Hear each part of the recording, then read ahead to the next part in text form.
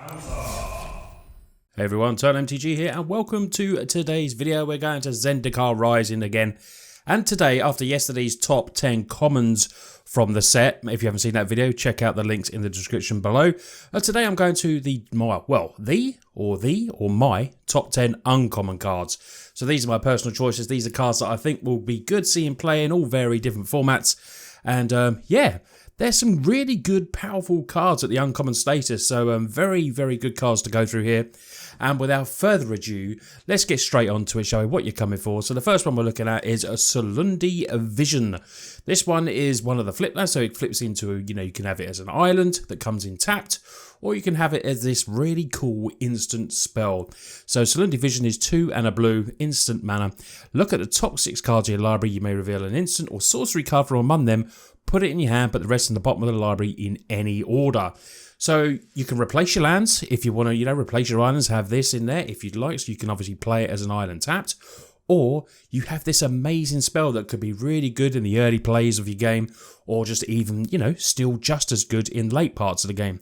Maybe you need to find that Wrath. So turn 3, find your Wrath, look at the top 6. And 6 is a lot to look at. I think this card is going to be quite relevant. I think it's going to be played in standard, I think, as well. And hey, if you got it in your, your limited pools, it's still going to be good. Looking at the top 6 cards, if you, got maybe a Spells Matters type of deck, I can really see this, being played. EDH, I saw, replace one of your lands in one of your blue EDH decks. Why not? If you've got a spells type of deck, this spell is going to be really good for 3 mana. So Salinity Vision is the first of my uncommons. Let me know what you think. I mean, a lot of these flip cards I think are really good. Some of them are not quite so good, but Salinity Vision for me is definitely one at the top of the list. So the next card on my list, we're sticking with blue at the moment, and a lot of you who might play Modern remember a card called Hadron Crab. Oh, if you love Mill, you're going to love this card. Ruin Crab 0-3, so 0-2 was a Hadron Crab. Although Hadron Crab was slightly little bit different because it could be target player. This is different where it's just each opponent. So just a little bit different, but is it a downgrade? Is it an upgrade? Each opponent playing, if you've got a Mill Commander deck, dread the thought. If you've got that, it will do all your opponents. So that's pretty sweet. In standard, Mill is definitely going to be a thing, I think. So this is a nice blocker. Turn 1 play, 0-3. Whatever land enters the battlefield under your control, your opponent will be milling 3. Now you can imagine with multiples of these on the field, potentially with Fable Passage, it's going to be really good. Hadron Crab was definitely a card in Modern that I played. I love playing Mill. You know you're on Untitled MTG, we love playing Mill. So this is definitely a card that I'll be playing and brewing around with. Ruin Crab, interesting art there. And I think it's a, Mill player's dream, I think this card is. And it will definitely see some play. Next card on my list is a Blood Cheese Thirst. Now, I think this is really good. Really, low cost in 1 mana. Really cool. Destroy target creature or planeswalker with coveted mana cost 2 or less. But if this spell were kicked and it cost 2 and a black to kick it, instead destroy target creature or planeswalker. Now, this is no Fatal Push. Let's just get that straight in there. It's not Fatal Push. Fatal Push was destroy target creature as a coveted mana cost 2 or less, but it was instant speed. It also had Revolt as well, where, destroy that creature with coveted mana cost 4 or less if a permanent had left the battle, so you could use it with fetches and stuff like that. But Blood Cheese Thirst, I think for current standard, is definitely going to be a playable card. A 1 mana, there's a lot of early aggro creatures, so having this is going to be, it's going to be a definite plus to decks. Seeing play in standard, I think, Planeswalkers 2 or less. Now, unless you're playing probably in a format with Ren and 6, if that sees a lot of play, this probably might be the card for you, but Blood Cheese Thirst to me is still a very nice card. I would love Fatal Push, but we're getting a sorcery speed, destroy target creature or planeswalker, but it's still pretty good. And for me, it's going to be definitely a playable playable uncommon in standard, and obviously other formats as well. You're limited. It's still nice removal, and if you can get that kicker on as well, which is be easy to do there, I think Blood Cheese Thirst, is going to be a tasty little card. Next card on my list is Umara Mystic. 1/3, 1 blue and a red. Merfolk Wizard, flying. Whenever you cast an instant sorcery or wizard spell, Mystic gets +2/+0. So you think of the old Dreadnought sort of card that used to do, you know, the same thing basically. This will be really good. I think this could be like a real good limited all-star for you, and possibly see play in Spells Matter kind of standard deck as well. Given the +2/+0 in limited, flying evasion is really, really good. Play a couple of spells, you'll be attacking in with a 5/3 flyer. That, you know, this will end games pretty quick if you can trigger off a few spells with it.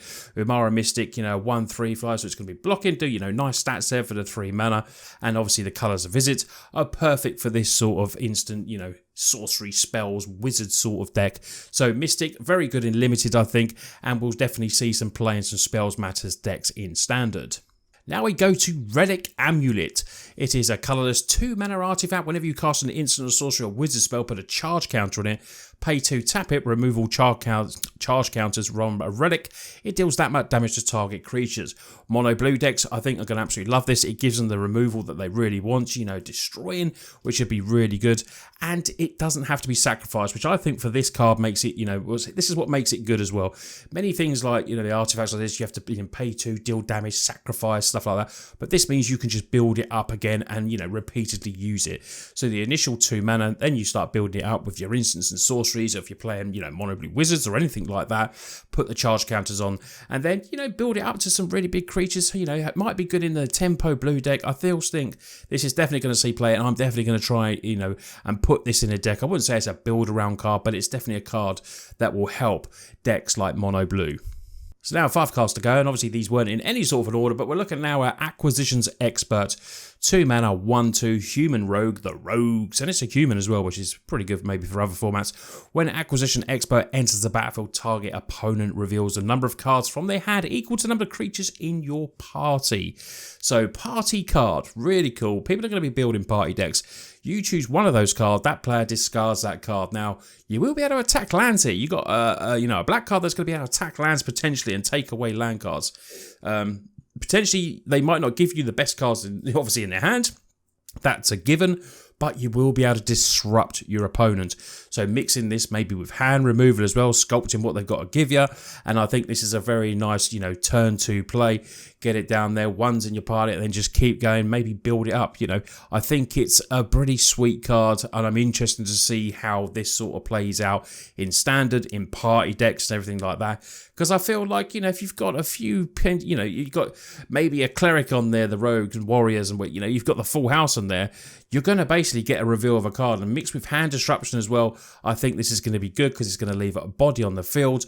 And it's not like cards like Kite Sail Freebooted where you'd look at the whole hand, but then it would go under you, obviously the Kite Sail, and then they would lose that, you know, they get that card back when it was removed. This is a really, really cool card, and it's the party mechanic, which I think people are going to be playing. So let's see what Acquisition Expert does in standard. Down to the final 4 now. Now, Mages Domination. Interesting card. Triple blue X. Spell costs 3 less to cast if it targets a creature whose controller has 8 or more cards in their graveyard. So late game in non-mill decks, this could be really good. It is sorcery speed, but this is going to be good for the mill decks to maybe gain control of target creature with coveted mana cost X. Now, if you've got that in there, you're paying 3 and 3, maybe nicking an Uro or something like that. Croakside. It's going to be really, really strong. I'm not too worried about the mill aspect. You know, after speaking to a friend of mine, there is a mill 8 card 2 mana, I think, in the rare stage. So there is ways of actually getting this really quick, and I think this could be a really, really cool card. Definitely a card I'm going to be playing, of course. It's blue, and it's going to fit into mill, so I'm going to be playing it. So definitely expect to see this on the channel. I'm just really hoping it will live up to my expectations. Final 3 cards now. Now to Spoils and Adventure, that I think will be a really good card for you, you limited players. Spell costs 1 less to cast for each creature in your party. It does cost 6 mana, but it's instant speed. Gain 3 life, draw 3 cards. Pretty sweet. You know, there was a card like Jace's Ingenuity that was played in limited, I think, that was 1 less mana, that sort of play, and possibly a little bit of constructive play as well.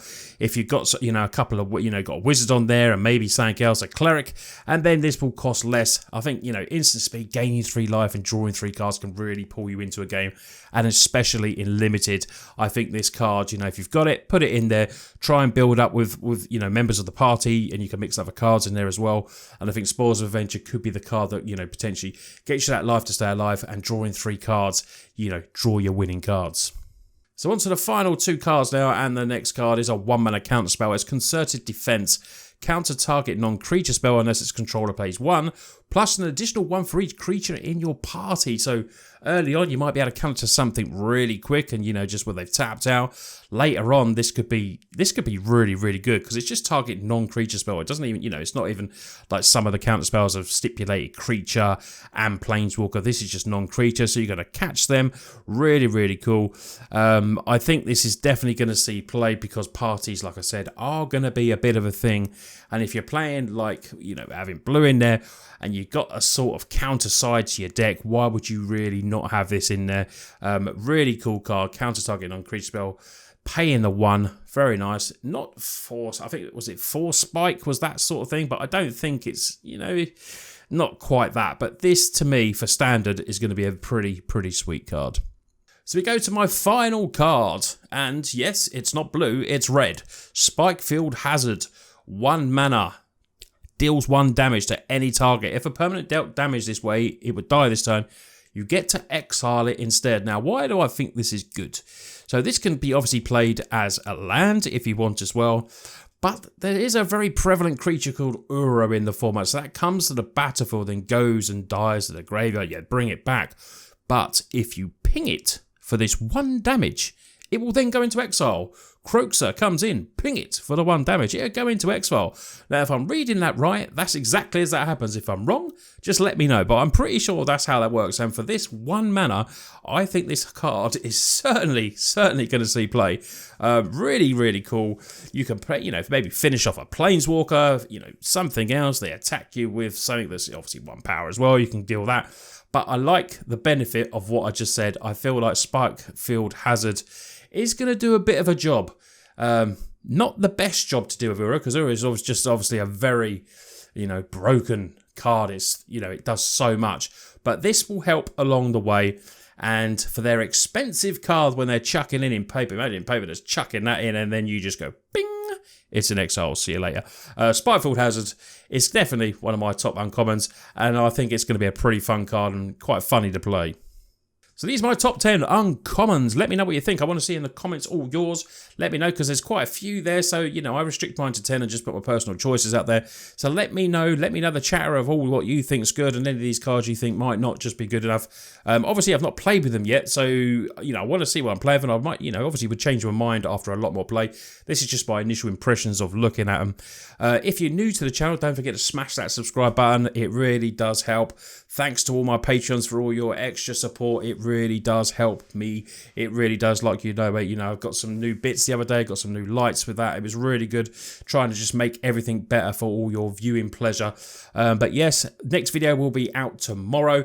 Don't forget, I'm doing the early access event, so go and give me a follow on Twitch and get that notification ready, because I'll be playing these early. Thanks to Wizards for the hashtag sponsored, hashtag free preview account. You got to get all that in there. So yeah, going to see me play live with the set a little bit early, and I think it drops on Arena in about 2.5 days, I think. So that'll be very exciting for us all. Yeah, rares will be tomorrow. My top rares, so I'm mixing rares and mythics in all that. So it'll be a mixture of rares and mythics. Hope to see you all then. You lot take care, and I'll see you on the next video.